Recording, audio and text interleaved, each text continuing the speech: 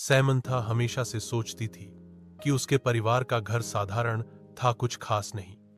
एक शांत पड़ोस में स्थित यह एक आरामदायक 2 मंजिला घर था, जिसमें एक सफेद पिकेट बाड़ और एक अच्छी तरह से रखा गया बगीचा था।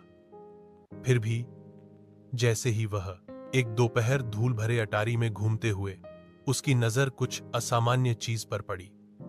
दूर कोने में भूली हुई पेटियों के ढेर के नीचे उसने फर्श के तख्तों के नीचे छिपा हुआ एक संकीर्ण ट्रैपडोर देखा।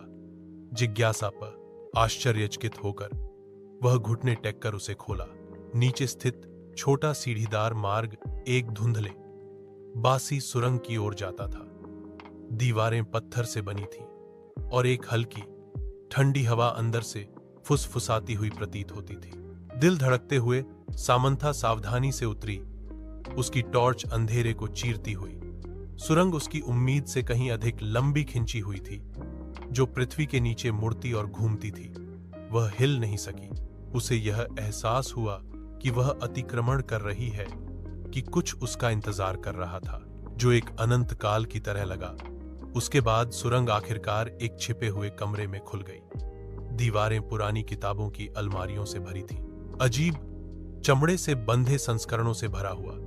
कमरे के केंद्र में एक पुराना डेस्क धूल भरे कागजात और पत्रिकाओं से घिरा हुआ था। जैसे ही सामंथा दस्तावेजों पर सरसरी निगाह डालती है, उसके हाथ कांपते थे। रिकॉर्ड। डीएस ने मना किए गए अनुष्ठानों और गुप्त समाजों के बारे में बात की।